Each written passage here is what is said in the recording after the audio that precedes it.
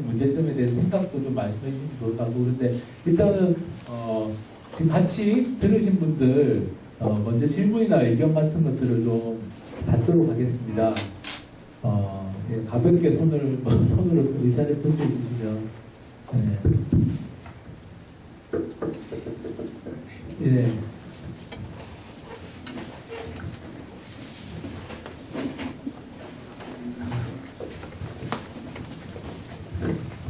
네, 반갑습니다. 초록대라고 하고요.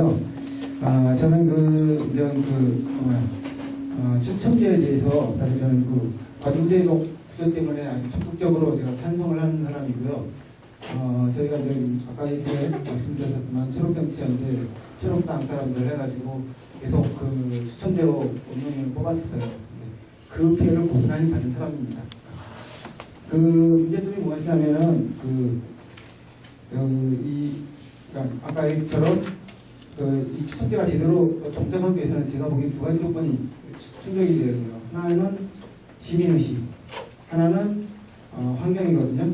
시민의식이라는 것들이 제가 우리 손학습회에 계속 대의원제에 대해서 제가 걱정을 하고 했었던 것이 뭐냐면은 이게 특히 이제 대의원제들은 저희가 이제 의사결정 구조에 있어서 회의를 하는 구조가 되면은 이게 결코 이제 편안한 자리가 아니거든요.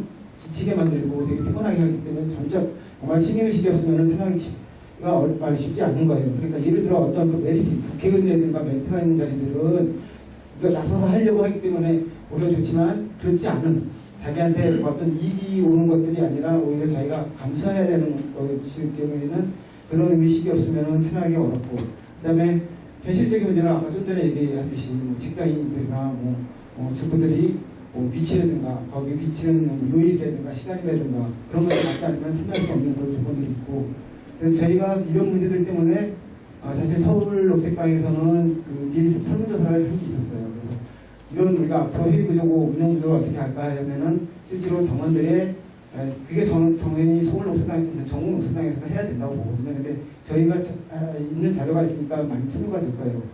저희가 설문조사를 했었을 때 실제로 응답률이 어떻냐면은 계속 문자 보내고 여러 가지 저걸 했었거든요. 약간 복잡한 과정이 5분에서 10분 정도의 소요가 필요한 작업을 할 때 참여율이 15%였어요. 그리고 거기에 응해준 분을 대부분 활동에 나온다고 받쳤을 때 실제로 서울 녹색당 같은 경우는 참여율은 한 번이라도 어떤 모임에 나왔던 분은 5%가 안 돼요. 그게 이제 현실이고 그런 현실적 문제가 있어서 나가 있는 것이고, 실제로 이제 저희가 이제 운영위원장을 뽑았을 때 25%가 아주 간단한 찬반만 한 집회는 25%가 참여가 안 해서 결국 부결되었거든요. 그런 이제 경험들을 저희들이 이제 비추어 봤을 때 이제 제가 걱정하는 것들은 그런 비율들 같은 것들을 어떻게 조정을 해야 될 것인가. 과연 실제로 저희가 서울녹색당 재상당할 때 58명뿐이 안 왔어요. 자발적으로 다 오라고 했는데 58명뿐이 안 왔고, 실제로 투표, 그러니까 설문조사 했을 때는 67명 정도뿐이 안 왔어요. 근데 저희 올해 대의원으로 뽑는 게 거의 80명 정도 됐죠? 72명인가요?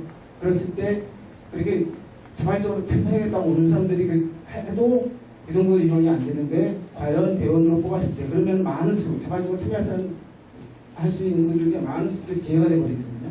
과연 이것이 제대로 동작될 수 있을까에 대한 걱정을 많이 했고, 그래서 사실 이제 저도 이제 많이 생각을 하고 오늘 글도 올리긴 했었지만은 서울 녹색당에는 무조건 되게 그러니까 어떤 그런 막강한 권한을 주어줄 수 있는 예를 들어 어떤 서울 녹색당의 어떤 위치라든가 위원장이나 어떤 위치라든가 아니면은 어떤 국회의원이라든가 아니면은 지방자치단이라든가 그런 걸 홍보할 때는 오히려 이런 추천제를 도입하는 것들이 관리적 구조 제대로 뗄 수 있는 아주 유리한 조건이 되지만은 오히려 그런 대의 민주주의, 그러니까 자기의 희생을 감수하는 그런 것들은 오히려 독이 될 수도 있는 조건이라서 저는 이제 이런 걸 제안하고 있습니다. 오히려 대의원제를 굳이 하겠다고 그러면, 저는 대의원제는 기본적으로 반대를 하지만 대의원제를 굳이 하겠다면은 4천 스스로 척벌하거나 추천하는 모든 사람들을 일단 뽑고 그 중에서 추첨을 통해서 몇 퍼센트를 파는 것들이 좀 더 현실적으로 실현 가능한 방법들이 아닌가라는 것을 하고 있고, 지금 모르고 계신 분이 있는데 실제로 저희 서울 녹색당에서는 지난번 그 운영위원장 대리위원장인가요? 그거 할 때 추첨제를 했었습니다. 그래서 실제로 그냥 기와에 장급되는 사람을 추첨제의 방식으로 해서 선출을 했었거든요. 그래서 저는 좀 그런 방식들이 좀 더 이제 확대돼 다시 대의원이 아니라 우리가 좀 더 민주주의 할 때 방식이 더 피해를 끼칠 수 있는 그런 것들을 좀 더 전면적으로 확대 나가는 방법이 좋지 않을까 이렇게 의견입니다.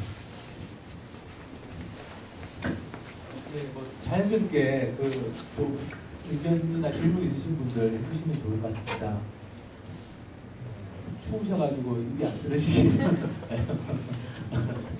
예. 대연대회 때 1위라는 지금 안 그래도 그 아까 차비 이야기 하셨는데 지금 사실은 그것 그렇게 구체적인 것까지 사실 고민을 못 하고 있다가 그게 이제 특히 부산이나 제주도 같은 경우는 지금 그 문제를 말씀하고 계세요. 그래서 그 부분을 지금 검토를 해서 어쨌든 좀 제가 생각하기에는 교통비까지 부담하고 오시라고 하기는 어렵지 않을까라는 생각을 하는데 그걸 검토해서 논의를 해봐야 되는데 그런 부분들이 사실 우리가 추첨제를 한다고 하지만 전국에서 모이는 경우에 이제 생길 수 있는 문제들에 대해서 아주 깊이 미처 고민을 못 해가지고 그 부분도 하나 지금 풀어야 될 숙제 중에 하나입니다.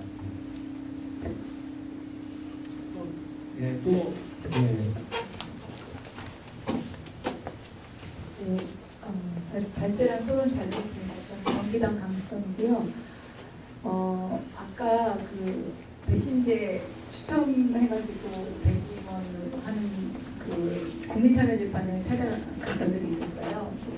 같이 활동하는 단체 갔었는데 저는 거기서 되게 기대를 가지고 갔죠. 새로 시도하고 있는 거고 그래가지고 기대를 하고 갔는데 이제 아까 말씀하셨다시피 양형제도에 대한 토론은 우리한테 보여주지 않는데 토론 전에 이제 양형제에 대한 거를 우리한테 프레젠테이션 하거든요. 다 같이 있는데 프레젠테이션 하는데 그 배석 판사님이나 아니면 어쨌든 그 판사 하시는 분이 계속 그 기준을 거의 제가 거기서 한 몇 시간 있는 동안에 양형제가 어떻게 해서 순서가 어떻게 되고 저 사람은 몇 집행유예를 받겠구나 뭐 아니면 이런 게 거의 이렇게 머릿속에 오거나이즈가 될 정도로 굉장히 계속 학습을 시키더라고요.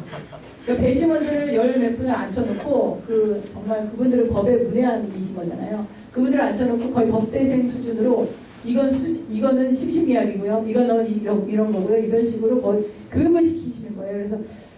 그래서 이게 이런 건가? 국민들의 머리를 국민들의 상식을 이렇게 상식으로 재판을 하겠다라는 건데 사실은 그거를 학습시켜가지고 그냥 뇌만 빌려가지고 이렇게 하는 것 같은 느낌이 언뜻 들었어요. 그래서 그게 좀 맞는 방법인가? 근데 이제 아까 말씀하셨다시피 그거가 자기들이 그러니까 법에 정해놓은 거랑 다르게 아니면 법이 알고 있었던 그런 기존 관례를 모르고 그냥 국민의 상식으로 판단한 거를 무시하고 배석 판사가 자기가 판결을 내렸잖아요. 이제 그런 거는 이제 일단 그거는 100% 추첨제도 아니고 100% 어떤 배심원제도 아니고 어정쩡한 관계이기 때문에 그렇긴 한데 이제 저도 우리 녹색당에서 이런 대의원을 추첨제로 뽑는 거에 대해서 염려가 되는 거는 일단 되게 환영하면서도 염려가 되는 거가 바로 그런 지점이거든요. 그러니까 정말 당원들이 이렇게 안건이 딱 올라왔을 때 저도 운영위원이지만 안건이 딱 올라왔을 때 이거를 이렇게 한순간에 딱 보고 그게 판단을 딱 내리기가 쉽지가 않거든요. 그러다 보면 눈치를 싹 보고 다른 분 내가 친한 사람 이렇게 할 수 있는 거예요, 사람이. 그래서 이런 식의 훈련되지 않은 부분들 이런 것들을 단지 그날 하루에 총회장에 참석해가지고 과연 전체를 대표하는 그런 결정들을 내릴 수 있을 것인가라는 생각 때문에 저는 이제 워크숍이 필요하지 않냐. 또는 왜냐하면 지금 운영위원들은 상시적으로 모이고 있는 그런 구조가 있고 대의원들은 또 그런 또 구조가 전혀 없는 상태로 그냥 낱낱이 흩어져 있는 개인이란 말이죠. 그러다 보니까 그들의 의견을 이렇게 모을 수 있거나 아니면 서로 이렇게 의견 교환을 할 수 있는 어떤 공간도 없고 일단 그런 것들 때문에 좀 물론 이제 1년에 한 번 보이는 그런 구조 그런 어떤 좀 약간 감사 집단 같은 그런 역할이기는 하지만 그래도 너무 그런 어떤 인프라적인 측면에서는 너무 다른 것이 아닐까. 그래서 그런 것들을 우리가 충분히 좀 처음 시도이긴 하지만 그래서 점점 가면 갈수록 그게 좀 성숙될 거라고 보여지긴 하지만 처음부터 그런 걸 좀 시뮬레이션을 해야 되는 것 같다라는 생각을 해서 제가 오리엔테이션이든 뭐든 이런 걸 좀 해야 되겠다. 근데 이제 오리엔테이션도 좀 맹점이 누가 오리엔테이션 할 거냐. 만약에 이걸 전국 운영위에서 오리엔테이션 하면은 이렇게 또 우리의 어떤 의견을 이렇게 막 심을 수가 있잖아요. 그래서 자체적으로 오리엔테이션 할 수 있게끔 어떤 공간을 제공한다거나 그렇게 자율성을 준다거나 뭐 그런 것들이 좀 필요할 것 같다는 생각이 들었고 아까 간단한 질문 하나 하면은 그 국민참여재판에 오신 그 배심원들한테 비용을 지불하는지 좀 질문해 주셨습니다. 이번에 그 10만 원을 드리는 걸로 알고 있습니다. 그리고 하루가 더좀 재판 내용이 길 경우 하루 더 참여하게 되면 그날도 10만 원. 제가 생각하기 선생님께서는 그 작년에 참석하셨어요? 한 달 전. 그러니까 이게 인터넷으로 이렇게 지원하는 가신 건가요? 아니 그냥 저기 배심원이 아니라 단계 그룹. 이게 요즘에 참여 배심원이라고요. 인터넷으로 자기가 직접 그러니까 대부분 대상자가 뭐 스쿨학생이거나 법학자거나 뭐 하고 싶은 사람 있고요. 법원에서 저렇게 단체를 이렇게 모집해서 이렇게 와서 오신 분들을 이렇게 그분들은 좀 배심원이라기보다는 오히려 그 홍보 차원에서 학습시키려는 차원이 큰 것 같고요. 제가 잠깐 생각해봤는데 말씀하셔서 그 제가 참여한 재판은 대부분이 양형에 대해서는 이렇게 많이 반영은 안 하셨지만 그래도 재판장님들이 어떤 재판에 대해서는 배심원들 양형을 7년이 몇 명, 뭐 3년이 몇 명, 뭐 1년이 몇 명 이렇게 나왔고 자기들이 그 충분히 반영해서 그걸 한 중간 정도를 평균적으로 내고 있는 것 같더라고요. 양형에 대해서는요. 그래서 그런 점 말씀드리고 그 아까 이렇게 너무 구체적인 거에 대해서는 학습하기 너무 힘들다. 그래서 약간 그 생각이 모였을 때 모든 걸 다 결정하려고 하기보다는 그 큰 핵심이 되는 걸 정하고 나머지는 오히려 조금 더 소수의 사람들이 더 정하는 것도 괜찮은 방법인 것 같다는 잠깐 들었습니다.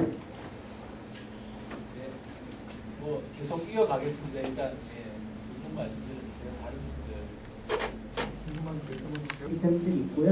아까 이제 그 전체적으로 이제 규모 이런 말씀하셨잖아요. 재판에서 대법원들의 규모. 이제 지금 서울시도 국가위원회 구성을 30명에서 50명 정도로 하고 있는데 사실 50명 사이즈가 되면 논의는 않더라고요. 그 부분들이 있기 때문에 이게 당장 다시 규모가 큰, 그러니까 추첨제를 도입한다고 했을 때 이게 규모가 큰 사이즈보다는 그 이제 좀 그게 적용이 가능한 사이즈부터 이제 해보는 게 훨씬 더 이제 사실 그 현실적인 방안이 아닌가 하는 생각을 좀 하고 있고 회의 운영에 관해서 아까 말씀하셨잖아요. 사용자가 중요하다고 서울시는 국가의 위원장을 한다는데 여기도 지금 아까 그 나이가 많은 그 할아버지들이 다 선출된 걸로 말씀드렸잖아요. 근데 여기서도 이제 아까 가이드가 중요하다고 했는데 인당이 여기서는 그러니까 이게 외부로 공표된 기준은 아니지만 회의를 처음 주재했던 공무원 간사들이 그 연장자에게 임시 사회권을 주고 이렇게 시작하도록 하게 했고 그분들이 위원장이 됐고 이런 부분들이 세부적인 운영 방안에 대해서 되게 구체적으로 준비를 하지 않으면 안 된다고 하는 부분들이 있다고 하는 점을 이제 말씀드렸으면 좋겠습니다. 그리고 참고로 한 가지만 얘기를 드리면 이번에 사실 처음에 서울시에 살 때 위원들 처음에 응모가 많지 않았어요. 나중에는 이제 뭐 이렇게 8대1, 10대 이렇게 갔는데 처음에는 신청자 수 자체가 결제 수가 많지 않았거든요. 나중에 그게 하다가 안 돼서 이제는 이제 그 온라인에서 이제 다수 팬을 확보하고 있는 시장님을 통해서 홍보를 해가지고 시장님의 친구들이 신청을 하는 방식이었기 때문에 이제 기본적으로 시장님한테 가지고 있는 호감도가 여기에 참여로 이어진 측면도 사실 적지 않게 있다고 생각해요. 이거 구체적으로 분석으로 드러나고 있지는 않지만 이제 어떤 달 끌어들일 수 있는 메리트가 현실적으로 존재하지 않으면 안 된다고 하는 부분들도 좀 고려가 돼야 되는 거 아닐까 하는 생각도 듭니다. 아까 그 말씀 아까 말씀하신 것처럼 그러니까 우리가 뭐 선거제도 다양한 제도가 있는 것처럼 추첨제도나 다양한 논의가 필요한 부분인 거죠. 그러니까 추첨제도 선택됐을 때 강제가 그냥 아니면 거부를 주거나 마찬가지로 또 그냥 모든 사람 대상을 추첨한 다음에 물어볼 거냐 아니면 말씀하신 것처럼 그 본인이 원하는 사람을 대상으로 추첨할 거냐라는 부분인데 그런 우려 부분들 그러니까 우리가 다른 그러니까 아까 말씀 시민의식이 다른 조직보다 그래도 제가 봤을 때는 녹색당이 그래도 좀 높다고 봐집니다. 우리가 그래서 우리 송정님께서도 자발적 결사체에서부터 할 수 있다는 부분이 자발적 결사체 조차에서도 이걸 못한다고 하면 할 수 있는 부분이 없고 더욱이 다른 뭐 보수 정당보다는 녹색당 같이 이런 좀 당원분들이 어떤 의식이 높기 때문에 가능한데 그럼에도 불구하고 아까 말씀하신 것처럼 그런 부분이 있을 수밖에 없다고 하면 하나 이제 그런 가도 상태로서 진짜 원하는 사람들 중에서 추첨을 할 때 그러다 보면 이런 문제가 발생할 수 있죠. 예를 들어서 지금 남자가 5대5인데 원하는 사람만 했을 때 만약에 여자분들은 한 10%만 지원하고 남자분들이 90% 했다 해서 그 비율로 할 수가 없다는 거죠. 여자분들이 10%가 지원했다 하더라도 그 전체 당원을 비례해서 그 할당이 돼야 된다는 것이죠. 그래야지 어떤 소외받는 연령이나 어떤 그 성이나 이런 부분들이 없어질 수 있기 때문에 그런 부분은 정말 기술적인 부분에서 노력이 돼야 될 부분이 아닌가. 그래서 아까도 말씀하신 것처럼 진보신당이나 민주노동당에서 이 제도를 도입할 때 정말 많은 논란이 있었습니다. 그래서 잠깐 저런 것 보면 진짜 역사적으로 유례도 없고 이런 걸 해야 되느냐라든지 또 책임 승인 없는데 해야 되냐든지 다양한 의견들이 논란 끝에 결정을 했던 부분이고 그러하기 때문에 그런 좀 방식 부분 추첨제를 한다는 기본 원칙이라 하더라도 현재 어떤 녹색당의 사항이라든지 이런 부분을 맞춰가지고 어떤 좀 더 기술급 부분이 필요한 것이 아닌가 하는 생각을 좀 하게 됩니다. 네, 계속 토론을 또 이어가겠습니다. 예, 또 의견이나 질문이 있으시면 네, 죽으셔가지고 별 의지가 없어요. 정교 선생님. 일단 너무 춥게 해주셨어요.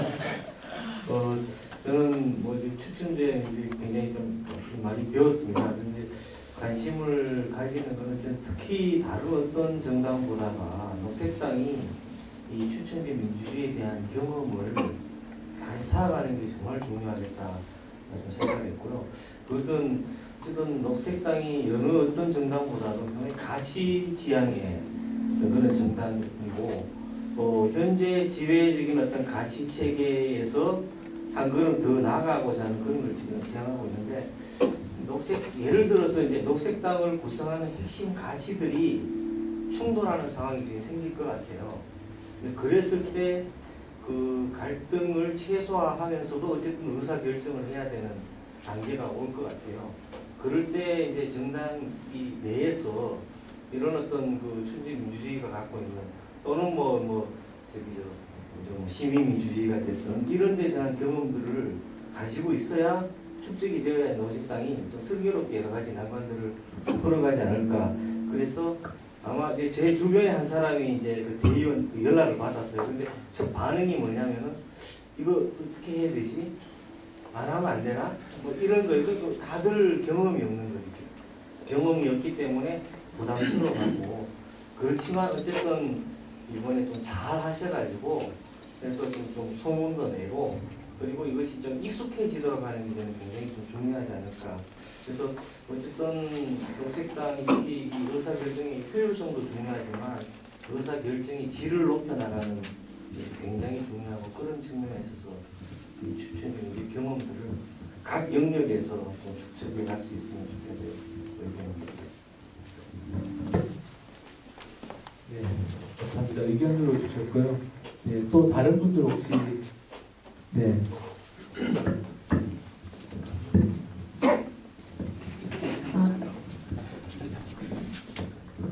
아니, 그 서울 녹색당이 먼저 대의원을 추천을 했잖아요. 그래서 제가 저희 지역의 그 당원들에게 직접 통화를 했거든요. 그래서 통화하다 보니까 어떤 분은 바로 한 번도 이제 이 추첨되신 분 중에 평소에 한 번이라도 뭐 지역 모임에 나오시거나 그런 분은 한 분도 안 계세요.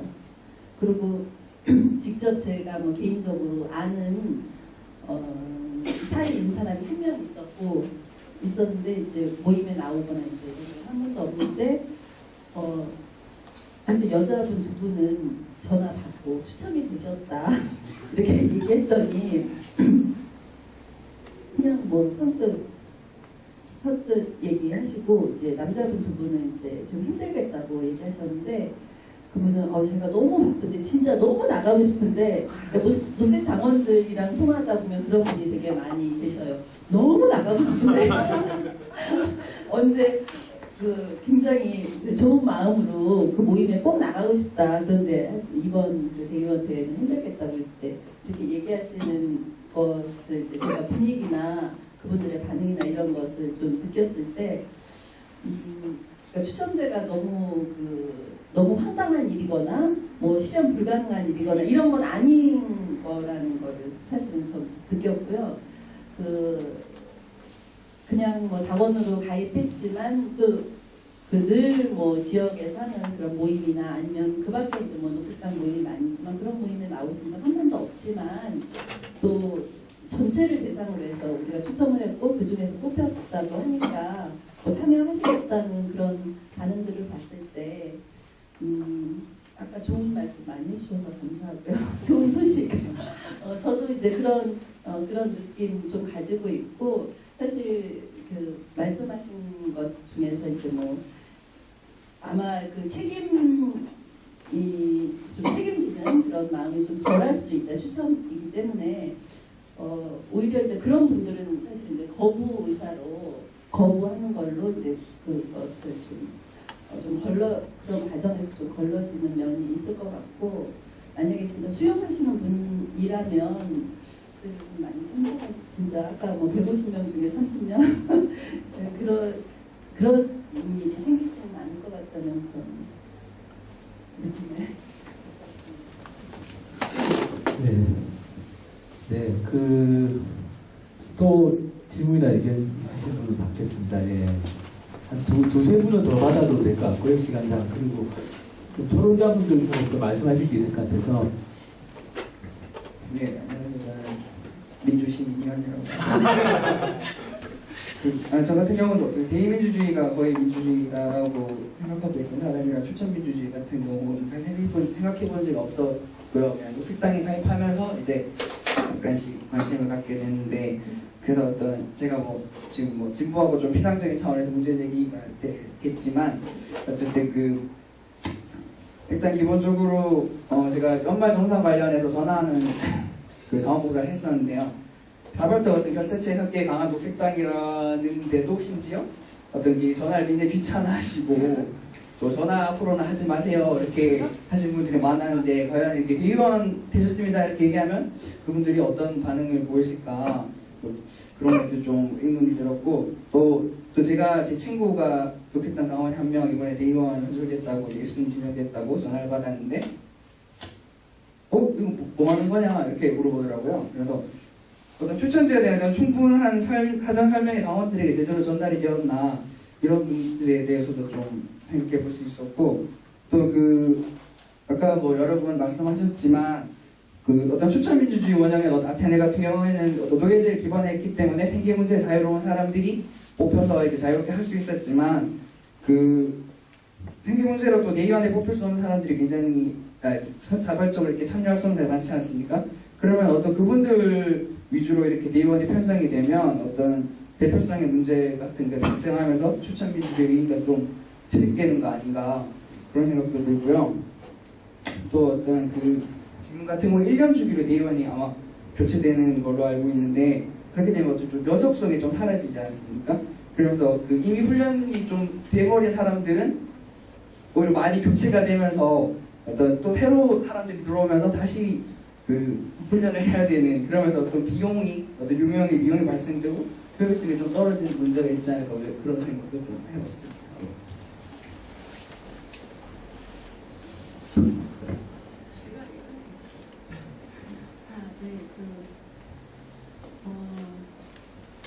지금 서울시당에서 일하고 있는 전원이라고 저희가 정부가 일주일 앞에 대의원 대회가 있는데요. 그래서 지금 제가 한 11개 지역에 전화를 보내고 있는데 추첨제로 뽑히셨어요라고 이야기하면 좀 크게만 웃으세요. 다들 되게 어이없네. 나는 뭐 되게 신기하다. 그런 걸 진짜 하다니. 뭐 이런 거. 그리고 나서 이제 뭐 추첨제 민주주의가 노책당 강령의 정신을 이어받아서 이제 이런 방식으로 설명을 해드리고, 그다음에 뭐 아테네 민주주의에 대해서 설명해드리고, 그다음에 하셔야 될 일들에 대해서는 2월 16일 날 나오셔서 하시는 일인데, 사실 그 안건이라고 하는 게 좀 무겁습니다. 그러니까 1년치 예산과 서울에 대한 것들을 논의해 주시고, 그 규약에 대한 개정들이 이러니 일주일 전에 보내드리는 파일을 열어서 검토를 좀 꼼꼼히 하시고 시간을 좀 할애해 주세요라고 설명을 드리거든요. 그렇게 설명이 한 3분에서 5분 정도가 되는데 다 들으시고 그러면 저는 못하겠네요 라고 하시는 분이 있으시거나 그러면 제가 시간을 내보겠습니다. 혹은 이제 선생님 말씀대로 저는 정말 하고 싶은데 16일날 시간이 안 됩니다 이렇게 하세요. 그래서 저는 자천을 한 다음에 추첨을 뽑는다고 할 경우에는 물론 그것도 좋은 방법이긴 한데 과연 자천에서 추첨을 뽑을 만한 숫자가 나올 것인가 라는 일단 생각이 들고, 추첨해서 지금 인원을 묻는 이런 방식들이 분위기가 지금 괜찮거든요. 그러니까 저는 뭐 이렇게 그러니까 미리부터 늘 어떤 걱정을 많이 해주시는 청취인이 있어서 되게 뭐 좋기는 하지만 저는 나름대로 상당히 긍정적이다라고 생각이 일단 들고 서울시당이 지금 시작을 하고 있으니까 좀 긍정적인 말씀을 드리고 싶고요. 다른 한 가지가 있는데 아까 이제 성폭력 사건이 벌어졌을 때에 이제 그 배심원 제도를 통해서 판결이 나는 부분들은 실상은 우리나라가 여전히 한국 사회가 성폭력에 대한 합의가 되지 않은 사회이다라고 하는 어떤 수준들. 그러니까 뭐 중국인에 의해서 여성이 살해되거나 뭐 아니면 폭력당하거나 이럴 경우에 사실 그 여성이 민족으로 등장하지 않거든요. 그러니까 그런 사회 안에 살고 있고, 그럴 경우에 배심원 제도를 성폭력 사건이라고 하는 것들에 대입을 하는 것이 과연 맞는가? 그러니까 그거는 이제 추첨제 민주주의의 문제 이전에 갖고 있는 우리나라의 여성과 남성이라고 하는 철학적인 의식들이 여전히 존재하고 있다고 하는 점들이기 때문에 그것을 이제 하나의 방법으로 추첨제 배심원 제도 안에 다른 어떤 전문가가 등장하게 한다거나 하는 방식을 도입할 수는 없는 건지 그걸 하나 질문을 네. 말씀 안 하신 분들 중에 의견이나 뭐 있으신 분들. 네. 네.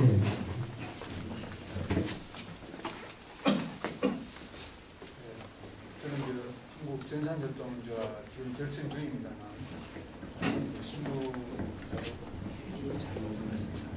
신부를 해가지고 일을 하고 있고,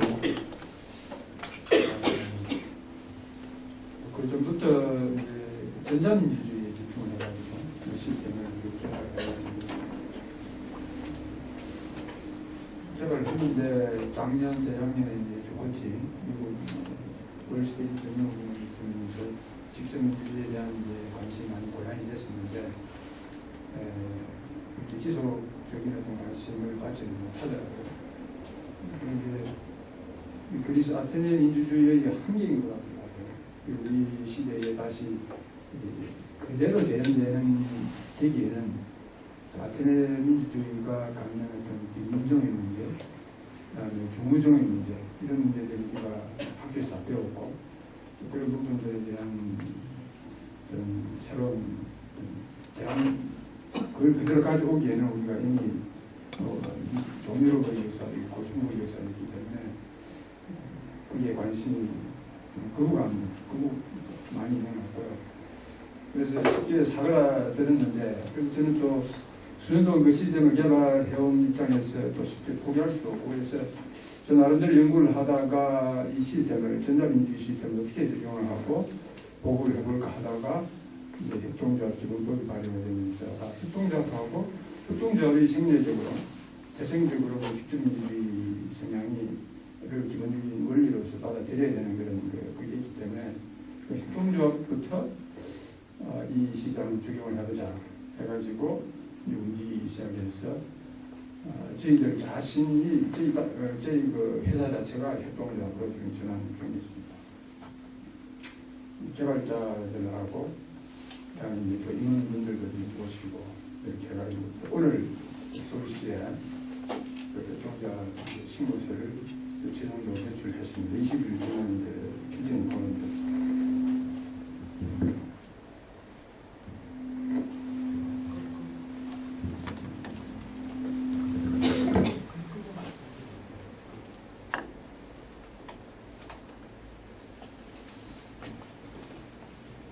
저희들이 이제 개발한 걸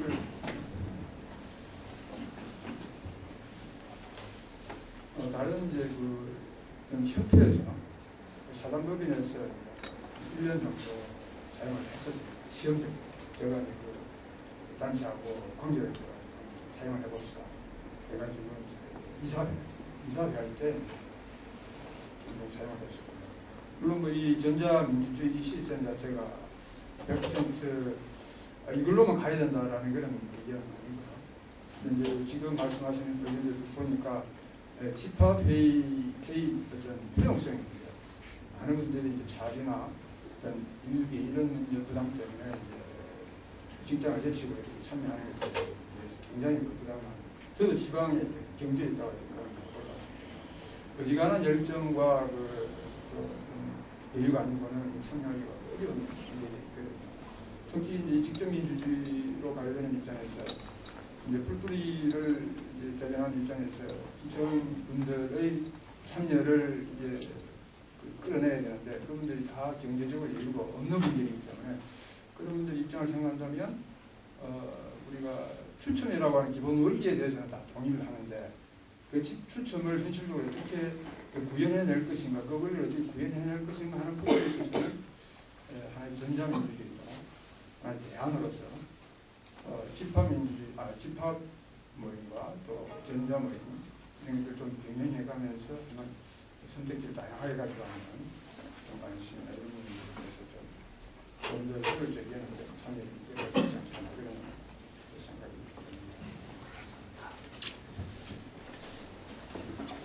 듭니다. 그 시간이 뭐 거의 다 돼버려가지고 좀 모자라는 거는 좀 이후에 혹시 시간이 되시면 뒷풀이를 간단하게 혹시 하게 되면 같이 얘기를 좀 나누면 좋을 것 같고 이게 뭐 발제하시고 토론하시는 선생님들이 조금 하실 말씀들이 있을 것 같아요. 그래서 조금씩 그 짧게라도 말씀하시고 마치고 좀 모자라는 거는 또 이후에 좀 이야기를 이어가면 좋겠습니다. 그래서 예. 다발적으로 제가 지금 상당히 화장실을 들어가는데요. 눈치를 보고 있는데 빨리 말씀을 드리고 먼저 잠깐 화장실을 가겠습니다. 네. 이제 일단 저는 녹색당원은 아직 아니에요. 녹색당원은 아니기 때문에 외부자의 시각에서 좀 말씀드릴 수밖에 없을 것 같아요. 네, 일단은 여기 계신 분들이 좀 특이하신 분들이죠. 이런 토론에 직접 참여하시니까. 그러니까 저도 참여민주주의나 뭐 이런 거 중요하다고 늘 공부하고 글 쓰고 있는 사람이지만 저도 이제 당원입니다. 다른 당원인데 지역 모임 나가지 않습니다. 그때. 왜냐하면 제가 나갈 필요성을 잘 못 느껴요. 진짜 보통 다른 사람도 그럴 텐데 내가 나가서 뭔가 바뀌는지 잘 모르겠어요. 그냥 하는 형식적으로 모여가지고 얘기하고. 그러니까 아까도 뭐 다음 당대회 때 예산 보고하고 예산 계획하는 거 저는 전혀 흥미를 잘 못 느낍니다. 그런데 별로 이렇게 그런 거 중요하다고 생각하시는 분들도 있지만 개인적으로는 그렇습니다. 근데 이것은 전제죠, 전제. 지금 사람들이 참여를 잘 안 할 것이다. 라는 게 전제고 한국 사회의 정치는 그렇게 움직이고 있습니다. 그러니까 보통 사람들은 이런 문제에 적극적으로 참여하지 않는다. 물론 참여하는 뭐 예전에 노상과 열풍이나 이런 사람들은 특이하신 분들이죠. 그리고 자꾸 뭐 모임 만들고 제 녹색당 홈페이지 그 기사 때문에 잠깐 보니까 무슨 모임 되게 많더라고요. 근데 제가 이게 잘 될까? 여기 나오시는 분들 특이한 사람일 것이다 라는 생각을 가지고 있습니다. 근데 어쨌든 보통 사람들은 참여를 잘 안 하는데 참여를 하는 이유는 저는 제가 볼 때는 두 가지인 것 같아요. 첫 번째는 내가 중요한 문제라고 인식할 것, 주관적으로. 두 번째로는 내가 선택함으로써 결정이 바뀔 수 있다는 것을 알 거예요. 저는 이게 효능감이라고 생각해요. 이 두 가지가 충족되지 않으면 나머지는 의무감입니다. 그러니까 당원이기 때문에 바쁘니까 그렇기 때문에 뭐 하는데 이 두 가지가 문제가 되면 그렇다면 참여 의지가 생길 거라고 봐요. 이 두 가지를 만드는 게 상당히 중요하죠. 근데 만약에 예를 들어서 예산을 검사하거나 뭐 오류가 없거나 이런 부분은 아까 말씀하신 것처럼 5명, 10명이서 모여서 해도 된다는 거죠. 예를 들면 우리가 학교 앞에 횡단보도를 설치할지 말지에 대해서 500명이 모일 필요가 절대 없어요. 어디에 횡단보도를 놓을지를 결정하는 데 있어요. 충분히 우리가 대부분 동감하는 문제이기 때문에 몇 사람이 하면 되죠. 근데 우리가 이 두 가지를 만드는 건데 문제는 저는 아까 뭐 자천 이런 거에서 저는 이제 외부자이니까 참고적으로만 이해를 해주셔야 되는데 절대 반대합니다. 왜냐하면 그렇게 되면 다른 기성정당의 그리고 대의제 민주주의와 차별성이 없어요. 원하는 사람 하면. 근데 우리의 문제는 뭐냐면 참여하기 싫어하고 나 이게 별로 중요하지 않다는 사람들을 끌어내야 되는 것이 목표가 된다는 거죠. 처음에 안 될 거예요. 그래서 아까 말씀드렸지만 잘 안 될 겁니다. 근데 이 끌어내야 되는 것 이것을 하기 위해서 정치가 어떻게 바뀔 수 있을지를 한번 상상해 보자는 거예요. 그러니까 우리가 뿔뿔이 민주주의, 뭐 직접 민주주의, 뭐 아까 전자민주주의 하지만 권력자들이 국민의 눈치를 보게 하려는 게 뭡니까? 정치가 바뀌는 거잖아요. 녹색당이 이렇게 참여 안 한 사람들을 참여하게 만들기 위해서 이 사람들이 뭘 중요하게 생각할까? 이 사람의 결정으로 뭘 바뀔 수 있을까를 고민하기 시작하는 것이 이 녹색당의 정치가 어떻게 바뀔지를 한번 상상해 보자는 겁니다. 이거는 저희가 이렇게 제도 도입하고 잘 될 거라면 이걸 도전이라고 표현하지 않죠. 이건 대단한 도전입니다. 그러니까 원래 하는 사람들 계속하고 하면은 사실상 다른 정당에도 하고 있는 사람들. 근데 우리가 이 참여하지 않은 사람들을 어떻게 끌어낼 수 있을까를 고민하면서 의제가 바뀌고 이 사람들에게 하는 메시지가 바뀌고 용어가 바뀌고 그러면서 올해 했던 대의원대회 때 나왔던 사람들의 얼굴과 내년에 했던 사람들의 사람이 바뀌는 이 과정이 저는 관성화에 대한 다른 정당 보면은 매번 모이는 사람 모여서 매번 똑같은 얼굴이 똑같은 사업을 한단 말이에요. 일반 당원들의 관심은 점차 창당 초기에서부터 점점 멀어져가는 과정입니다. 하지만 녹색당이 이 과정을 도전해 봄으로써 녹색당 정치가 얼마나 바뀌었다. 그리고 또 하나는 외부의 이제 마케팅 차원에서 있어서 녹색의 가치를 주장한다. 저는 이거는 잘 안 먹힐 거라고 생각해요. 왜냐하면 녹색의 가치를 부정하는 사람은 없어요. 특히 진보정당은 그들이 그것을 진심으로 알고 있건 부정하건 떠나서 이 가치를 부정할 사람은 없습니다. 아까 김일 선배가 얘기했지만 남녀차별, 우리는 남녀차별 정당이다 얘기하는 사람 아무도 없어요. 모든 정당이 다 우리는 성평등하고 젠더평등하고 다 얘기합니다. 근데 중요한 건 뭐냐면 이것을 현실에서 보여줄 수 있는 정당만이 없습니다. 근데 녹색당이 만약에 저는 풀뿌리 민주주의를 가장 중요한 가치를 주장하는 정당임에도 불구하고 다른 기성정당과 동일하게 움직인다면 그럼 녹색당은 성공하기 어려울 거라고 봐요. 감히 이제 내부자의 시각에서 말합니다. 승부수를 던져낸다는 거죠. 뭔가 이 가치가 현실에서 이 작은 공동체에 남아 어떻게 실현될 수 있는지를 보여줌으로써 바뀔 수 있는 것이고 우리 이제 김현 선생님이나 이렇게 잘 아시겠지만 포르투 알레그레 참여 예산제 수많은 사람들이 모여가지고 회의합니다. 참여 잘해요. 이곳에 처음부터 그랬던 거 아닙니다. 내가 가면서 내가 참여하는 것이 중요하구나. 내가 참여함으로써 뭔가 바뀔 수 있구나. 효능감을 확인해야 사람들이 참여하게 되는 것이지 지금 가만히 지금 한국 정치가 몇 년 동안 이상하게 흘러왔었는데 이 상황에서 당연히 처음부터 나 참여할래요 라고 모이는 게 녹색당이 원래 그런 가치를 가지신 분들이 있어서 좀 더 많은 것 뿐이에요. 사실 다른 데보다 좀 많은 것이지 이게 사실 지금 있는 게 오히려 정상적인 전제라고 생각하실 필요가 있을 것 같아요. 그래서 되게 외부자의 시각에서 말씀드리면 되게 중요한 도전이나 실험을 하고 계시는 것이고 이것이 녹색당의 정치 그리고 크게는 한국 정치를 어떻게 바꿀 수 있을지를 상상해 보는 것이 되게 저는 되게 좀 어떻게 보면 벅찰 것 같아요. 근데 감히 제가 말씀 못 드리는 것은 이게 쉽게 되는 과정은 절대 안 될 것이다. 그리고 아까 여러 가지 하셨지만 좌절이 있을 거라고 봅니다. 배신 맞을 거라고 봐요. 하지만 그 과정을 이겨내느냐 승복하느냐에 따라서 저는 이게 녹색당의 성패가 달려있다고 생각해요. 괜히권의 문제가 아니라 이렇게 뭔가 스스로가 보여주지 않으면 녹색당이 과연 다른 정당들 수많은 정당 사이에서 차별성을 가질 수 있을까? 상당히 좀 의문입니다. 사실 0.38%에서 넘어서지 어렵다라고 좀 생각되는 게 있어요. 그래서 그런 것들을 하고 있다라는 사실 도전하고 있다는 자부심을 느끼셔도 충분히 좀 좋다 그렇게 생각합니다. 얼른 화장실 가세요. 앞으로 희망행정 네트워크에서 뭐 하는지 안 물어볼게요. 이제 저도 이제 몇 가지 좀 부가적으로 얘기를 드리려고 했던 부분이 바로 얘기했던 효능감이에요. 이를테면 주민참여에 대한 예산제에 대한 참여가 제한되고 이를테면 거기가 가능할 거다라고 얘기하시는 구체적인 게 거기는 확보된 예산으로 우리 동네에 뭔가가 생긴다든지 만들어진다든지 프로그램이 간다든지 하는 구체적인 효능감을 사람들이 바로 체험할 수 있기 때문에 다음 이후에 참여가 가능할 거라고 하는 것들이거든요. 그러니까 대의원 대회가 글쎄요. 거기서 우리가 거기서 사업 예산 뭐 이런 것들 하는 늘 일상적으로 하는 안건 꼭 그대로만 해야 되는 건 아니잖아요. 대의원대회 추첨제 대의원을 구성한다고 하면 사실 그 대의원대회 안건이나 의제를 좀 새롭게 고민해 봐야 될 필요가 있지 않을까 하는 부분들이 좀 필요한 것 같고요. 중간에 이제 이를테면 아까 배심 문제가 이제 바람직한 결론을 끌어낼 수 없을 때의 이야기를 통해서 이제 전문가의 도움을 받는다든지 하는 부분에 대한 말씀을 하셨는데 그게 뭐 바람직한 이제 안내자가 될 수는 있지만 이를테면 그 안에서 참여의 위계가 벌써 생기게 되거든요. 그 사람의 지침에 따라서 결정을 하게 되는 거예요. 그런 부분들을 어떤 방식으로 적용할까에 대해서 좀 되게 신중하게 검토가 필요하고, 이를테면 뭐 여기 이렇게 추첨제의 예시로 뭐 이를테면 지난 지방선거 때 민주당이 했던 국민참여 배심 문제 뭐 이런 거를 통한 공천 이런 것들 얘기가 되는데 그 안에서도 제 일반 시민이 다 추천 통해서 동일한 권한을 행사했던 게 아니라 거기서 약간 편차가 있어요. 전문가 배심은 사회 패널 뭐 일반 추첨 서로 다 다른 권한을 가지고 있고 일반 추첨을 통해서 갔던 사람의 표결로 결정된 실질적인 영향력은 없었어요. 그리고 그런 판단을 하게 하는 가이드를 이미 사회가 외부로부터 초청된 사회자와 전문가 패널이 이미 다 만들어줬거든요. 그 전문가 패널에서 저도 가봤지만 일정도 자기가 선택해서 가서 내가 어떤 의도적으로 사실 누군가가 되도록 하겠다라고 할 수 있어요.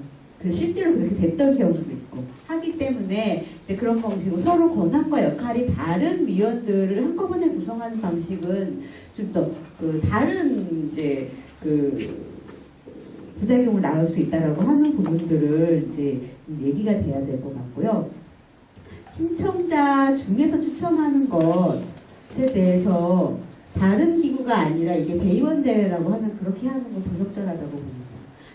지금 서울시에서 했던 거는 여기에 어떤 구체적 선호 투표처럼 하는 거기 때문에 이를테면 제대로 대의가 됐느냐에 관한 대표성 부분들에 대한 선결을 전제로 시작을 한 것인데 이게 이제 대의원 대회가 될 경우에는 그렇게 하게 되면 이제 하자가 너무 크다라고 하는 부분들은 이제 고려가 돼야 된다라고 하는 것들이고요. 의사를 묻는 데 있어서도 이제 어떤 다른 이제 보조장치가 좀 필요한 게 아닌가 싶은 게 못한다라고 거절하신 분들이 실제가 아니라 자기 조건 때문에 못한다고 하는 거기 때문에 그분들은 그게 의사를 존중하는 게 아니라 원천적인 배제가 될 수 있다고 하는 부분들을 좀 이제 조금 더 신중히 검토를 해주셨으면 좋겠습니다.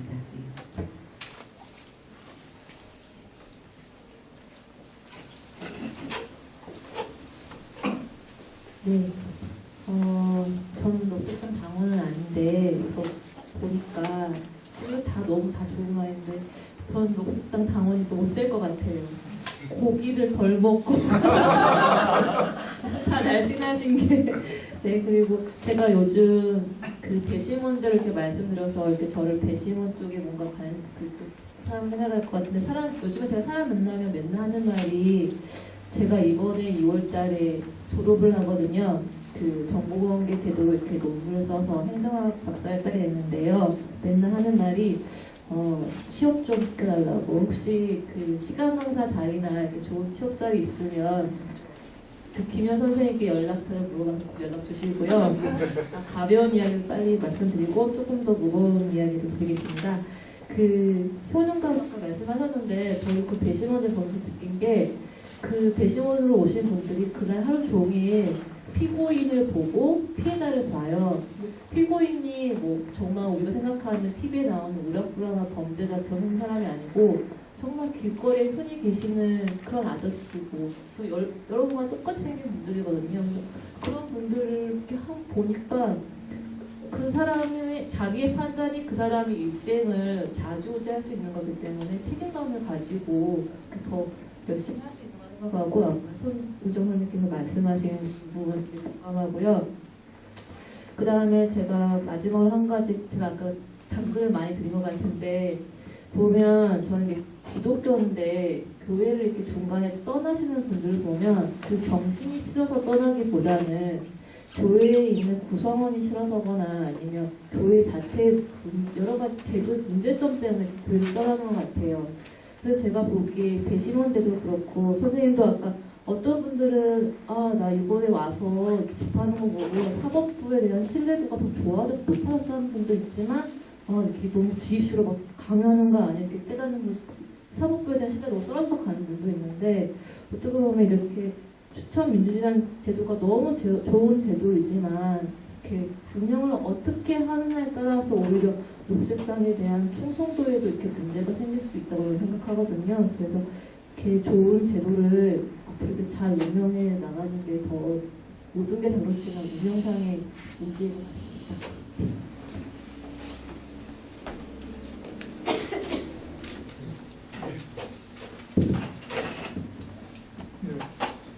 이 기다리는 토론회는 저 처음이에요. 제가 최근에 갖는 토론회만 발제 토론자보다 참석하신 분이 훨씬 더 적은